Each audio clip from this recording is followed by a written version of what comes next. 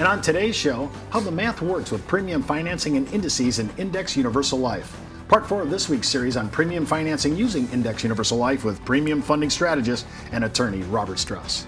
Hi everyone, I'm Steve Savant, syndicated financial columnist and contributing author to Innsmark, Life Specs, and Backroom Technician.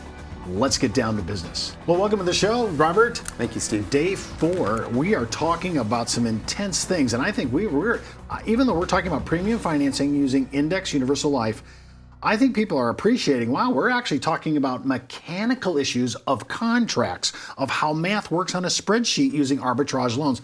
There's a lot of good educational value to this that goes beyond just premium financing. So here's where we left off yesterday, and we did kind of a summation, which I thought was really great.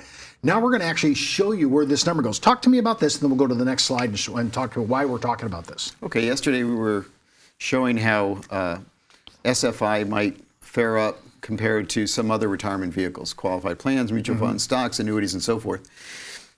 If we add up the income stream from age 65 to age 90, and then we add to that the death benefit, and don't forget these other retirement vehicles don't have a death benefit, then we go to the next slide. And you can see the total income is $6.3 million from age 65 to age 90, plus there's a death benefit of $2.3 million. Add that together, you get about $8.6 million. Now, of course, that assumes a 6.9% crediting rate, and the arbitrage that creates with a 5% policy loan interest rate.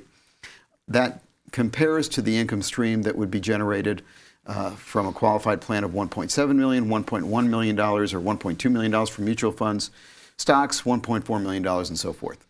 I could have not bought term and invested the difference to make this happen. Exactly. Okay, let's just for a second, I just want to take this out for a second and just look at the actual cash values of each idea. This is a huge issue because we're talking, this is tax after tax. So this has been taxed already. Everything's been taxed. Okay, so what I like about that is it really kind of gives an even playing field. Now, the coup de grace, of course, is, and I died at 90, and I have an extra corridor, a deferred corridor, picking up this $2.3 million. I like that. Correct. Okay. The next obvious question is, what if I don't get 6.9%? What if the crediting rate's a little bit less? So what I did was I quickly ran this at 6.75%. And as you can see, the numbers still look very good, even at lower crediting rates. And let's just bring this down even further. Let's look at this at 6.5%. Let's keep going. 6.25%. Here you have about, $5 million versus 1.8 and so forth. But even if I, and I'd like to do it just to be fair from cash on cash position and and just hold the death benefit for a moment. Yep. I'm still blowing it out the door. Total after tax. I've already included, it's all inclusive of all the net number. We're looking at 3.9 million versus my closest qualified plan sitting at somewhere around 1.8.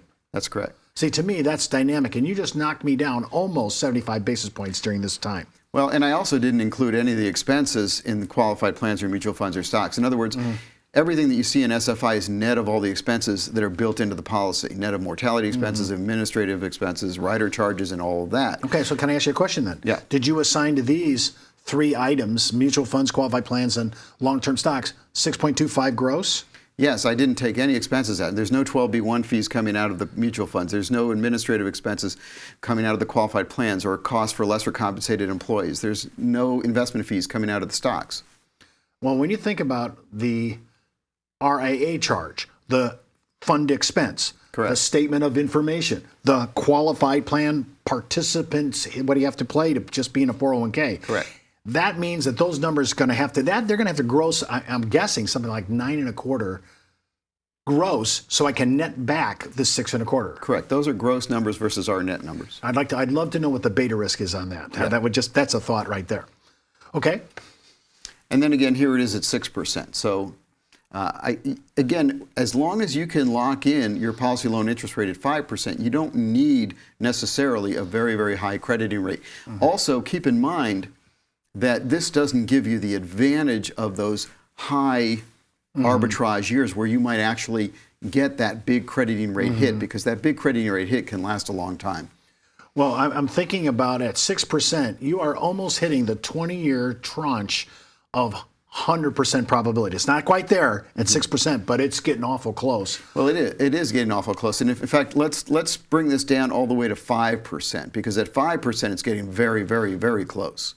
This is what it looks like at 5%. Now, at a 5% crediting rate, that actually equals our policy loan interest rate. And at 5%, you can still pay the loan off at the end of the 10th year on schedule, and the policy still continues all the way to maturity. Now, there's no income that's being thrown off, but there is a death benefit of over $1 million in this example.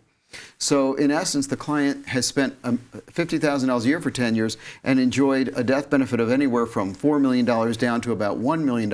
Or alternatively, he could surrender the policy after paying off the loan, and there's a cash surrender value of almost $300,000 after he put in $500,000. So he would get back about 3/5 of his money.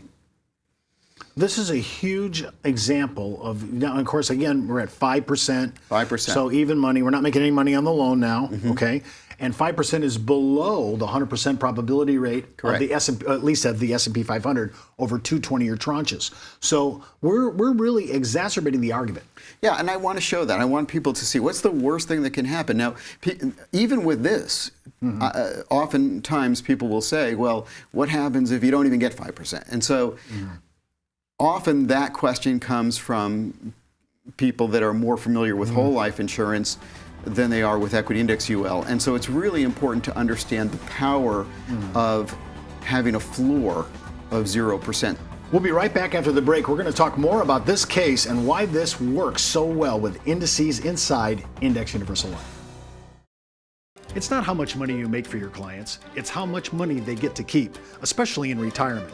But retirement income could cause Social Security benefits to be taxed. One tax advantage alternative is life insurance designed as a non-modified endowment contract that can generate tax-free income without taxing Social Security benefits. These contracts offer differing funding options depending upon your client's risk tolerance.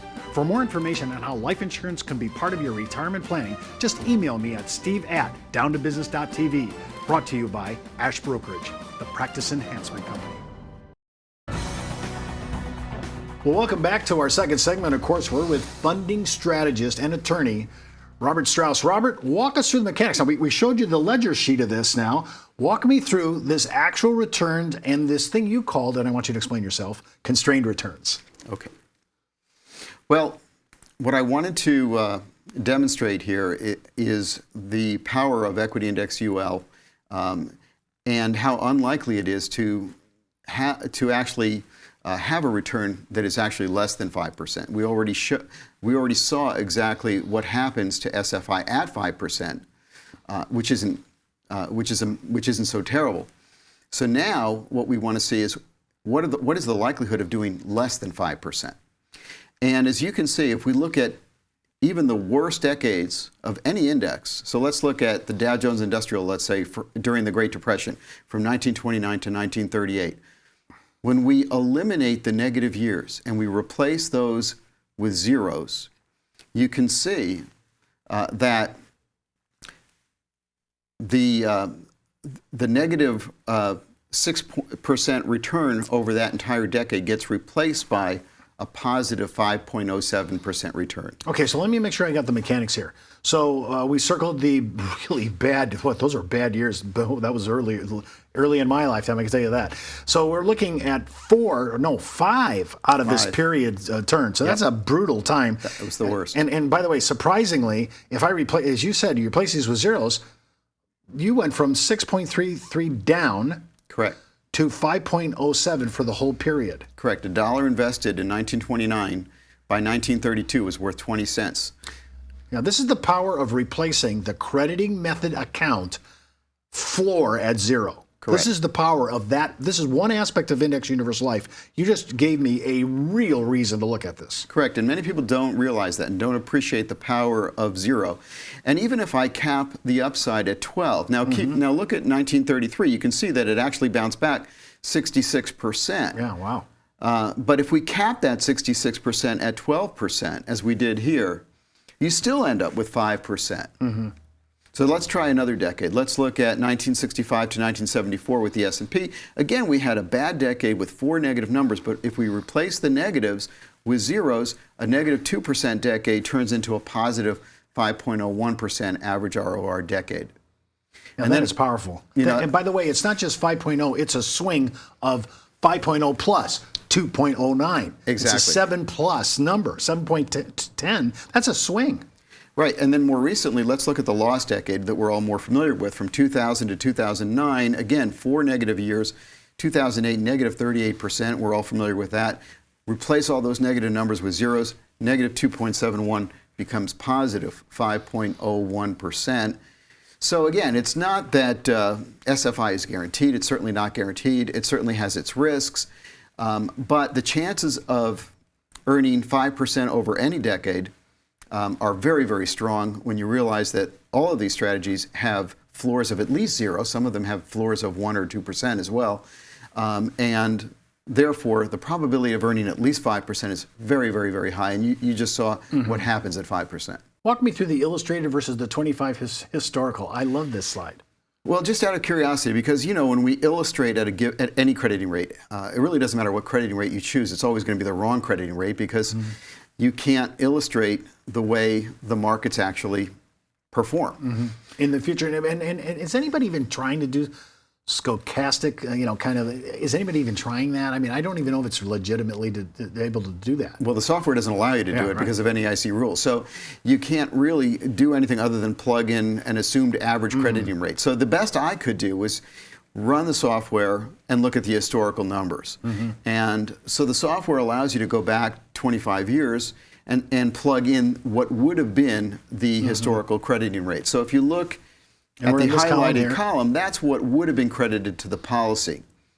And that effect of having those big arbitrage years can have a real powerful impact on the policy.